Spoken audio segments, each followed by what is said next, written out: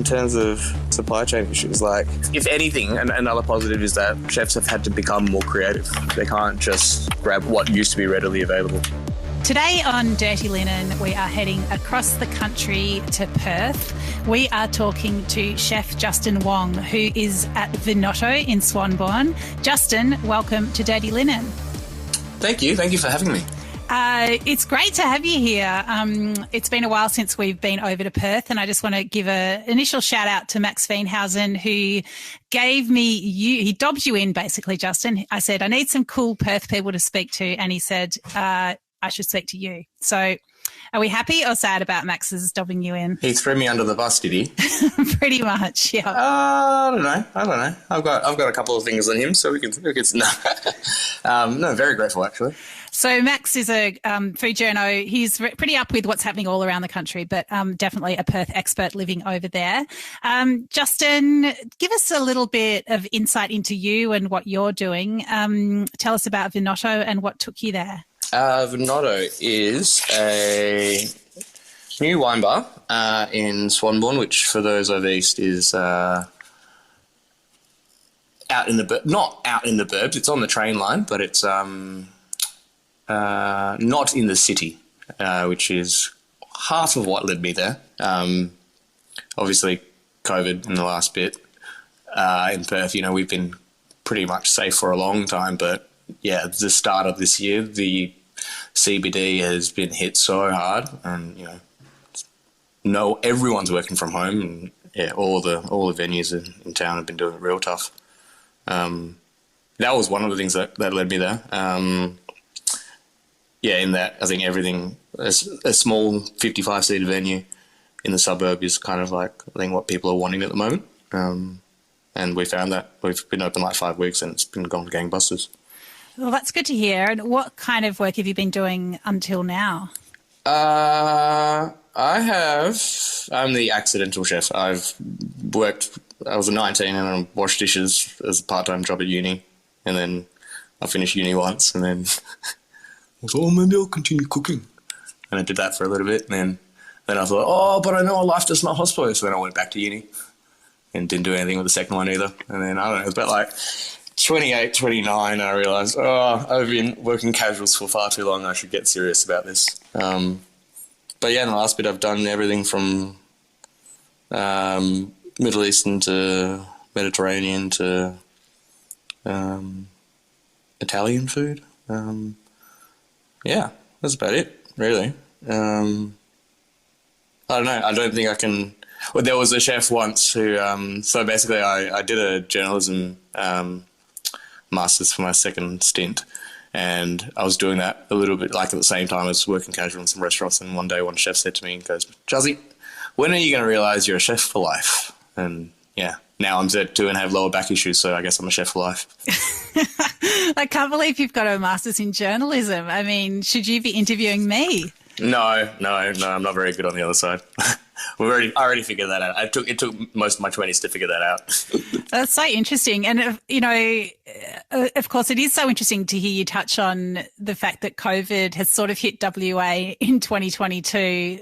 I mean, obviously you did have your initial lockdown. Well, you do know we get everything later than everyone else. Well, I mean, like fashion and dawn and dusk. But, yes, and dawn, yes, and daylight savings. Yeah. Well, tell us. I mean, what is that like? I have to say, I was almost frightened for WA to reopen, to finally, I guess, accept that COVID was going to leak its way in. What has it been like? When for ages, I wonder whether it was for you guys, like McGowan said, February 4th, that was the date. That was, everyone said that was what it was going to be. And the fact that it got pushed back to a month, I would say saved all of us, because we were, none of the venues in town were ready for people to come in and the restrictions to come into place. I don't know. I feel like we've had yes, obviously everyone has taken a hit, but I can think about over East, and I always feel we've had it better than most. Well, you've certainly been insulated, but it is so weird to think that as we were, I guess, opening up and we felt like we were, quote unquote, getting our freedoms, that you were actually entering restrictions. So as WA opened up, then you had your capacity restrictions, you had QR code, square meter rules, which were the kind of things that we were, unshackling ourselves from. But at the same time, you were implementing them. It must have been, what's it been like? It was quite strange. We had obviously once the borders opened, I had a fair few friends come and visit from Melbourne, and we were out for breakfast one morning, and I was like, oh yeah, so you got to wear your mask, and like the minute you get a glass of water, you can take your mask off. And then my mate was like, you got to scan at the front, and then you got to get rid of your, vax certificate. And he goes to me, he goes, what? The QR code doesn't link to the vax certificate? I was like, nah. He was like, oh, okay. And then I realised, over East it does. Oh, mate, geez, you didn't have enough time to figure that one out over there in WA? Oh yeah, I don't know. I think the whole thing is that we take our time over here. No, I found it. Well, to be honest, so Vinotto's only like, I think we're in our 5th week of trade, and it was only last week that with the square metre changes that we got to go to capacity. We only have 55 seats, and for the first 4 weeks of trade, the minute it hits 37 seats, we can't let anyone else in. But how many people can go to the footy? Like everyone? Well, yeah. The whole thing is that, because of the arbitrary nature of the law, it really affects, small to medium-sized hospitality venues. They take so much of a hit of what you can do, but all of a sudden you can have 30,000 people, or however many people went to the Freo game, and it's just, I don't know, a bit of a double standard. Yeah, well, there's a lot of things I don't like about that Freo game, mostly the result. But apart from that, let's talk about some of the other issues that I guess, are a part of this whole COVID journey. And I know supply chain issues are something that have been impacting you. Do you want to tell us how you've been affected by shipping and supply? Oh, it's just, you want to, I don't know, a lot of chefs try to be as seasonal as possible and, use things that you would say currently this time of year there is plentiful of, But I want to put something on, and then I know it's out of season, but I know you can get it from somewhere else, and then it turns out at some point you can only get grapefruits coming in from Egypt or asparagus coming in from Chile. My current bosses run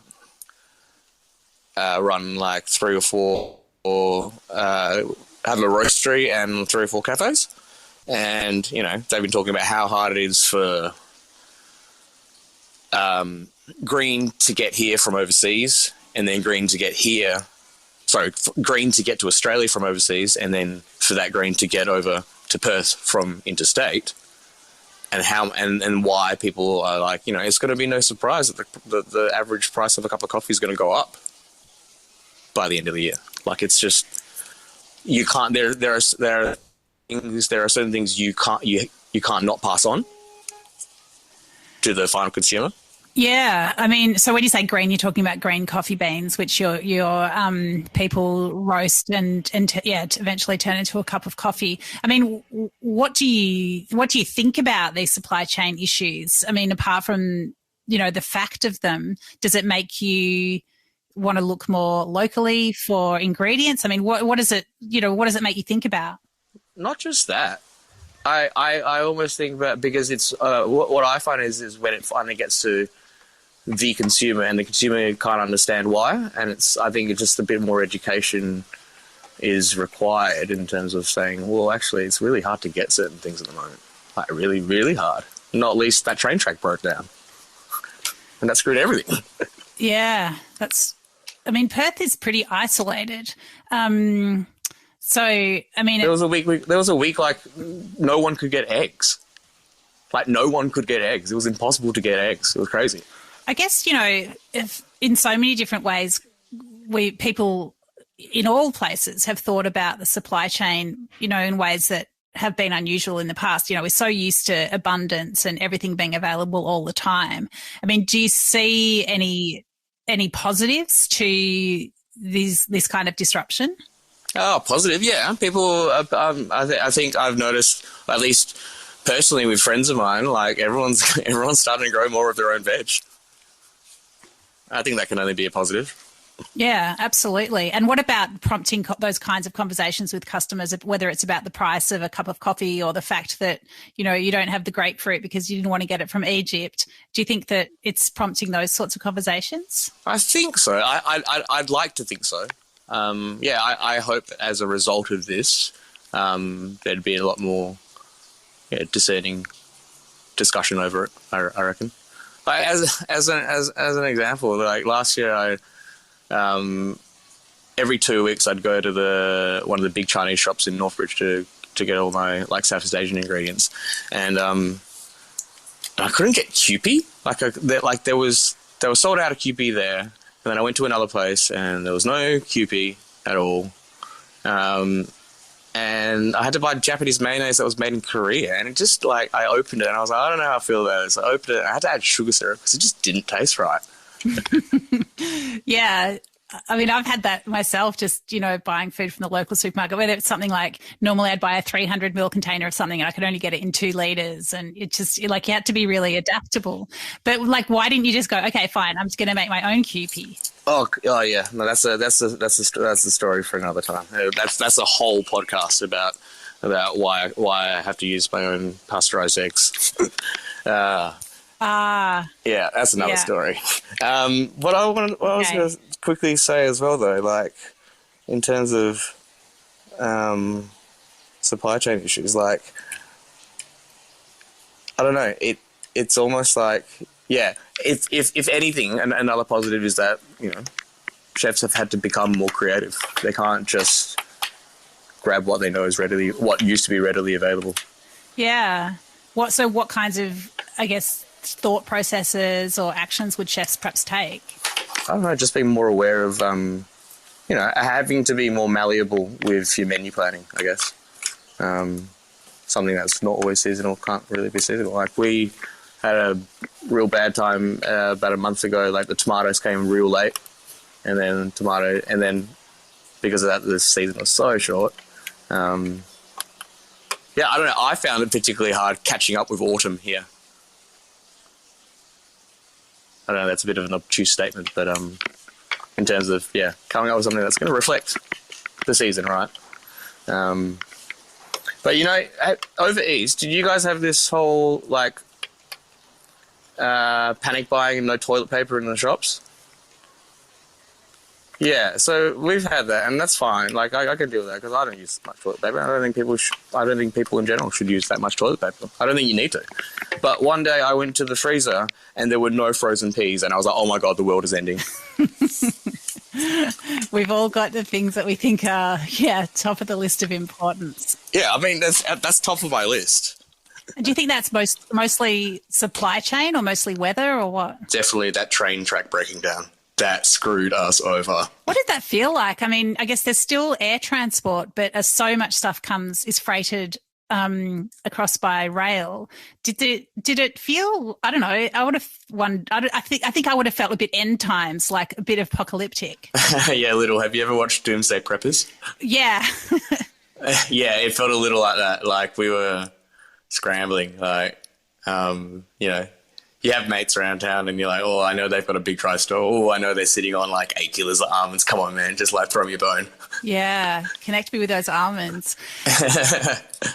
Currently my dry store guy is the basic Anchor white spirit vinegar. You can't get it. Like that's just the most base, like half of it we used to clean with, you know, like.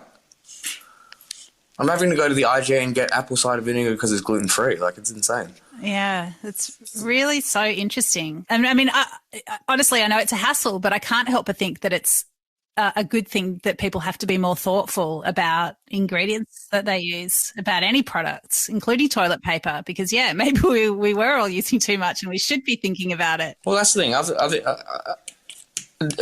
Amidst all the, you know, the blown up what do you call it, hyperbole of it all, that I think it is a good thing that people are learning to, what's the word? count your blessings. You know, there is a silver lining in all of this. Justin, let's switch lanes because I know that you're keen to talk about cultural misappropriation.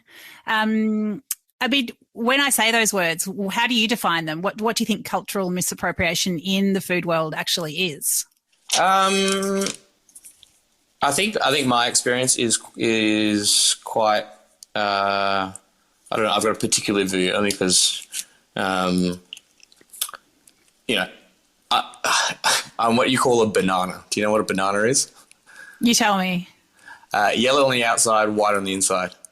So I was born here, right? I've lived my entire life here, but my parents are from Malaysia, and there is so much of my cultural upbringing that is to do with Malaysia and being Chinese. And for so long of my life, like probably like to the end of my 20s, like I think I almost felt like I had to, you know, still even being a citizen here, you know, especially working in the industry.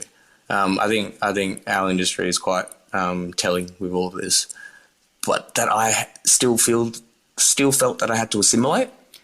I mean, yeah, do you think that's part of the reason why you sort of moved in and out of working in restaurants and, you know, in and out of the academic sphere? Did you feel like... Not to say that I didn't feel that in journalism either. Yes and no, I would say. I don't know. I think what is probably also quite telling is that, so last year I was at a place where, you know, the menu was meant to be eclectic and, you know, a range of whatevers. And I, you know, started putting all these Southeast Asian things on stuff that was close to, you know, what I would eat on the weekends, you know. And I don't know. I think it says something that I almost like now because, you know, I got a loose brief of Vinotto and it's South Mediterranean, but really like I can kind of do what I want, which is Eurocentric and, you know, Italianate and beyond.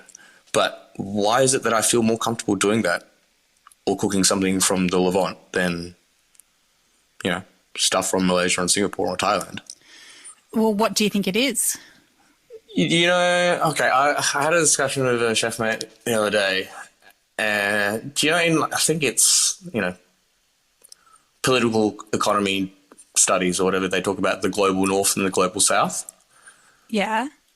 So like I think it's like, if you look at an atlas, right, and there's the northern hemisphere and the southern hemisphere, it's not about where the countries are geographically, but it's where the countries sit in terms of developed country and developing, and how, you know, the general discourse of a news run will tend to focus on things that are happening in Europe as opposed to a country in Africa. I almost feel that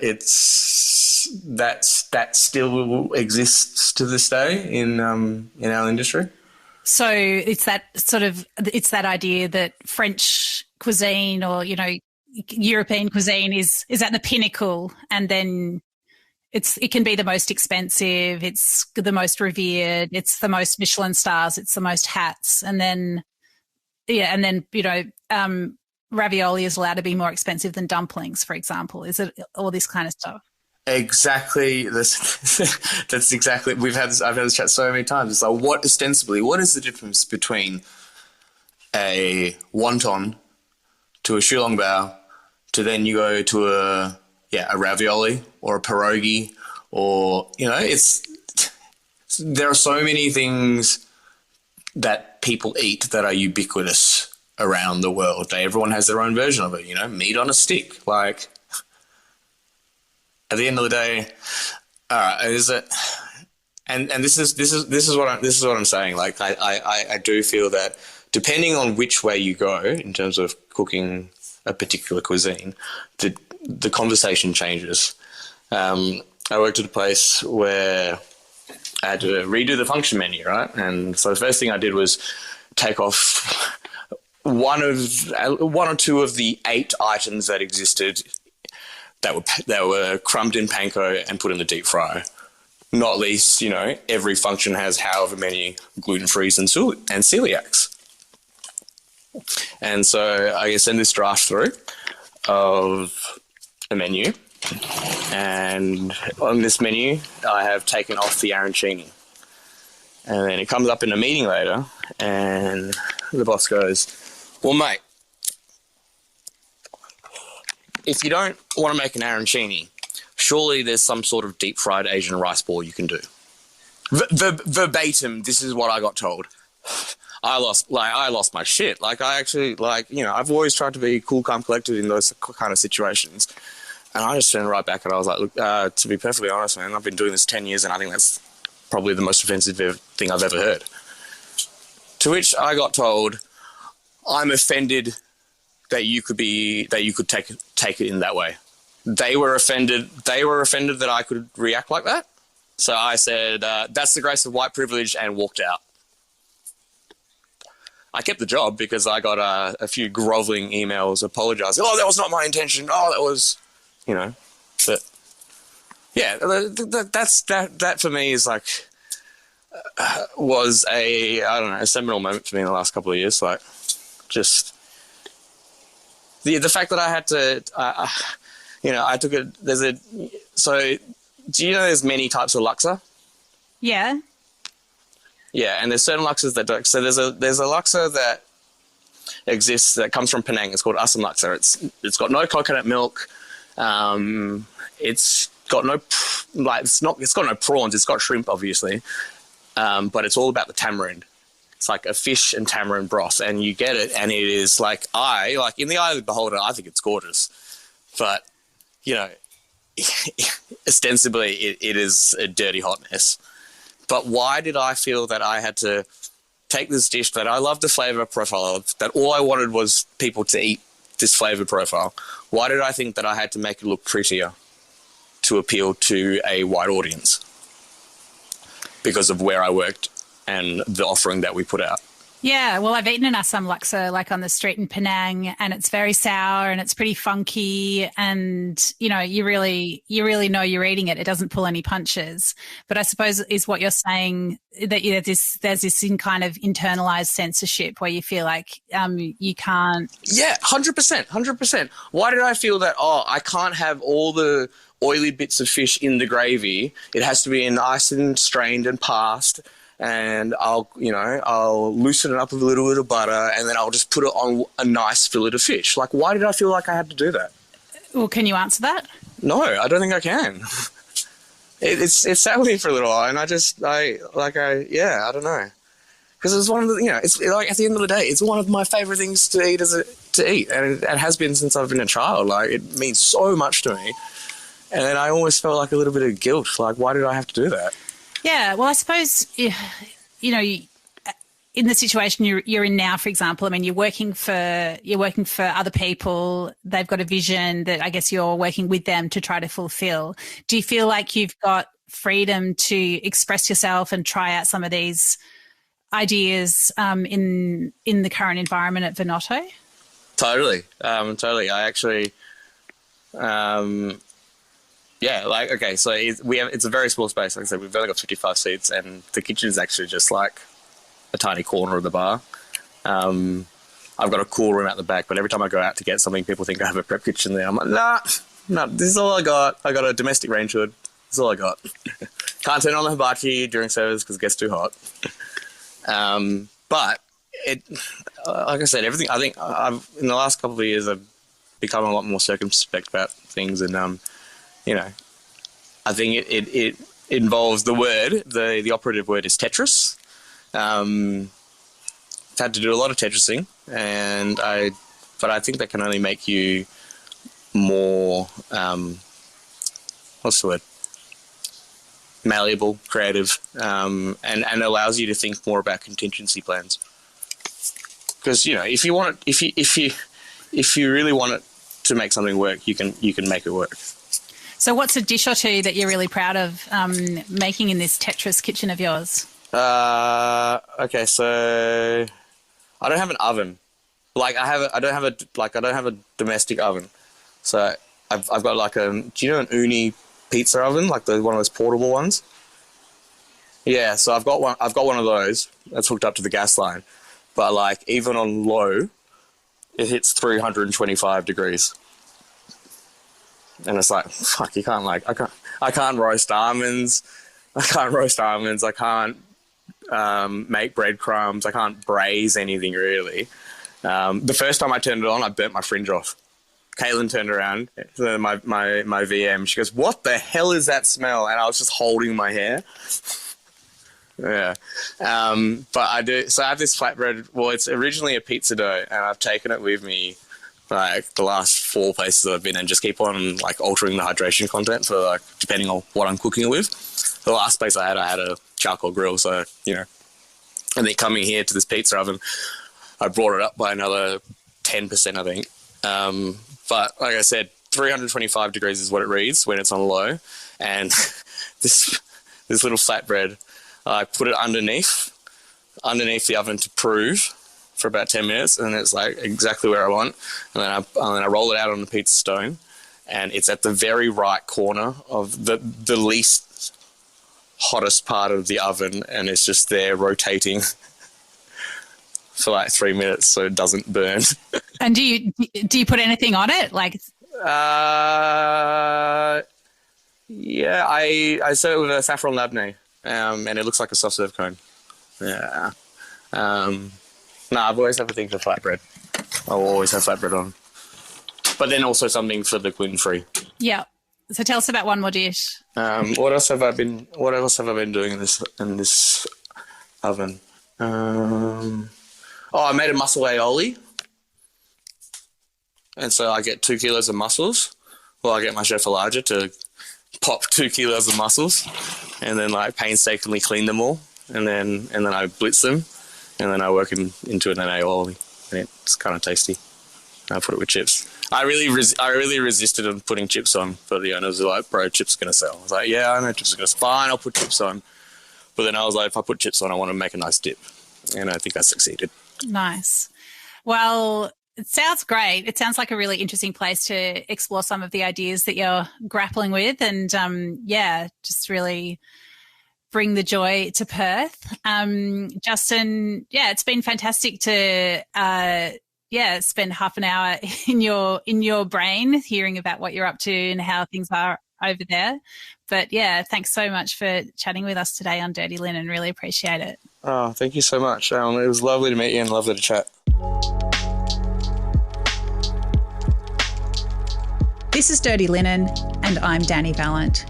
We air the issues that the hospitality industry finds hard to talk about, hearing from different people with unique perspectives. We want to hear from you as well. If you have something that needs to be said about a topic, get in touch so we can include your perspective. Contact us at dirtylinen@deepintheweeds.com.au or hit us up on Insta at Dirty Linen Podcast. We can't wait to hear from you.